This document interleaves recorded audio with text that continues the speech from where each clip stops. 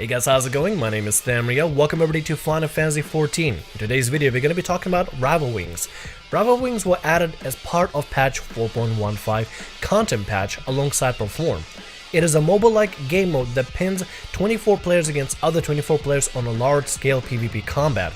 It is very objective-based, and the only way to win this game mode is by completing the objective. Each team has a singular core, 2 towers, and the middle ground where most of the players will be doing the combat in. The objective to win, either by taking down the enemy core or have the most core health and tower health before the match ends. The timer for the matches usually takes roughly about 20 minutes or so, sometimes a little bit less. It depends on how good your team is at pushing the enemy team and trying to combat the forces against the opposing team, opposing side. If you ever played a MOBA, this is pretty much like it. It has 2 lanes, has the cores, towers, you name it. If you have played a MOBA before, understanding the concept for this game mode is going to be really easy. The hard part is going to be coordinating with 23 other players on your team to make sure that everybody knows what they're doing and knows how to help out and benefit and participate in this particular match. The secondary objective for this game mode, and which is kind of important, is to control the middle point because of the generator and the cerulean. We'll talk a little bit about those in a little while. Now let's talk a little bit about the core and towers. Each team has a core located at its base, and the chief objective is to destroy the enemy core. The core is protected by a magic field emanating from 2 towers. As such, before you can strike at the core, you must first destroy the towers and deactivate the magic field. Now, I'm just reading this directly off of the wiki. It probably states it the best possible way ever regarding the meaning of the core. Towers. Each team has 2 towers that serve to protect the core. Each tower, meanwhile, is enveloped in a magic field that mitigates damage taken by team members and restores their HP. Players can take advantage of this protection when hard-pressed by opposing team. So fighting on your tower when defending it is really important because you would take a lot less damage. Now it depends on your enemy team's strength and composition.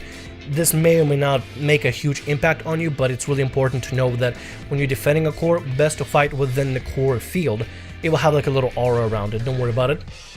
Also, each team has steam cannons pointed to either lanes, which is used for defensive, and they hit really hard and work really well when it comes to defending. The only really skill you need to use for them is to learn how to aim them, but otherwise it's great for defense. Now we talked a little bit about ceruleum. It helps control the mid generator in order to generate ceruleum for your team. Ceruleum is a resource, a major resource that's going to be used within this game mode. Ceruleum in the middle area in the water under generator also is located and littered all over the middle area of the map. It's littered in the north a little bit, littered right under the generator, outside of the generator, so swinging by that in order to collect certain ceruleum is going to be really important in case your team is clamoring for ceruleum.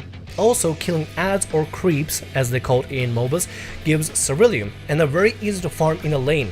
Each lane has a wave of creeps that is being sent to the opposing team to fight each other, and if you kill the creeps or the adds, then you'll be able to gain ceruleum really quickly, and it's really easy to farm it in a singular lane. Now let's talk about the mechs or the machina. Ceruleum is very important because it allows you to summon and utilize abilities of the machina. Key to winning battles and turning tides is the machina, and depending on which machina you choose out of the 3 you have available is really important.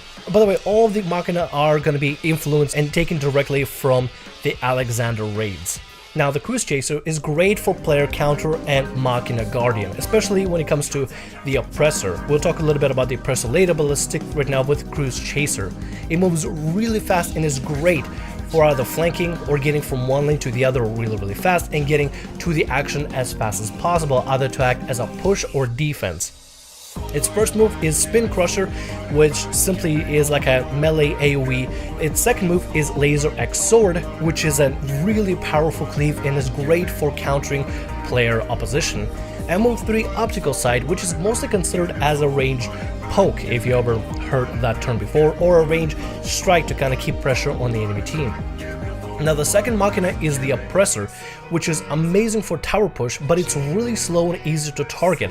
It doesn't have a lot of defensives in particular, which is why Cruise Chaser is a great machina to use in order to guard Oppressor from any opposing teams or any players that are trying to counter it or kill it.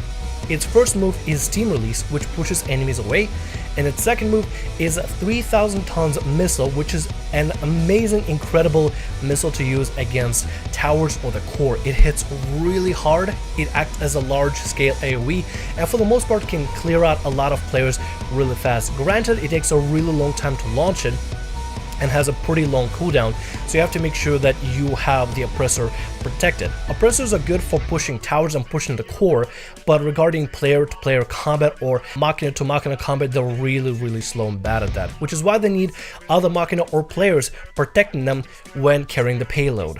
Now, the third, and one of my favorite machina ever, is Brute Justice. It's good for middle ground between Chaser and Oppressor. It's great for pushing enemy back and turning the tide of battle completely entirely.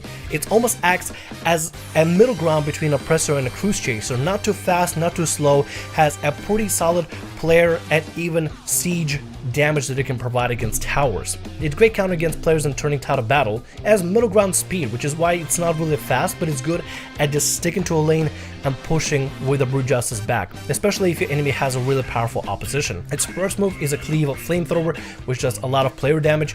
Its second move is a Double Rocket Punch, which is a stun, and its third move is a Mega Beam, almost acting as a Bard Limit Break. It's a really powerful range, very thin but very long, a very powerful range attack that can cleave enemies at a really far range. If you can probably combo Double Rocket Punch and Mega Beam together, you can take out a enemy player or even a healer in one singular go. Throughout the combat and throughout the battle and killing other players, you'll get something called Soaring. Soaring is a buff which increases damage dealt and HP restored via healing magic by 2%, for reducing damage taken by 1%. Effect stacks up to 10 times, so you can have a 10 times stack of Soaring. This buff is party-wide, which encourages working together as a party to make sure you keep your party members alive and target and coordinate together to take out enemy players to keep stacking the Soaring buffs. If you can maintain and stack the Soaring buff, then your team and your party, in particular party, has a high advantage over doing damage and healing for the entire party.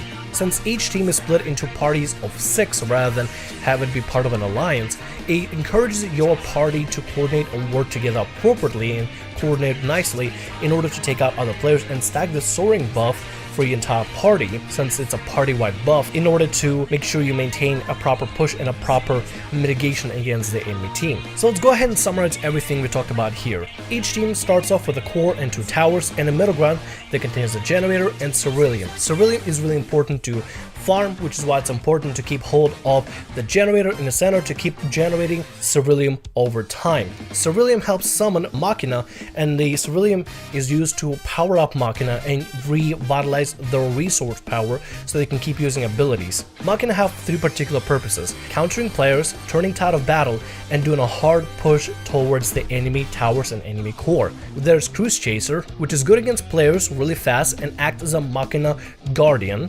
Oppressor, which is great against towers and siege damage, and Brute Justice, which acts almost as a buffer and as a boon for your party when it comes to either countering enemy fire or Oppressor or Cruise Chaser and doing a hard push towards a singular lane. The best way to win this particular game mode is by having map awareness and knowing where every single player is going to, especially the people that are operating the Machina.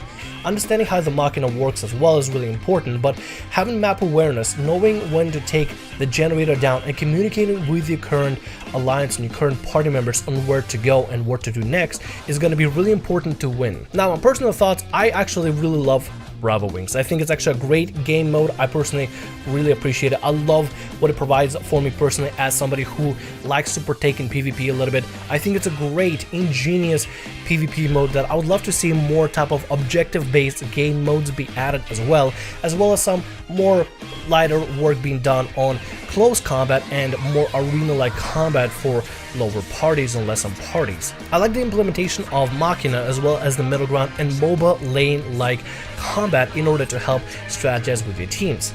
If you like Rival Wings and want to learn how to get better at PvPing at Rival Wings, I highly recommend going to learn how to PvP over in the Wolf's Den. With the release of PvP changes in Stormblood is patch 4.1 in Final Fantasy XIV, I highly recommend going over to the Wolf's Den and trying out the new abilities that you have for your job in order to understand how your job works in PvP.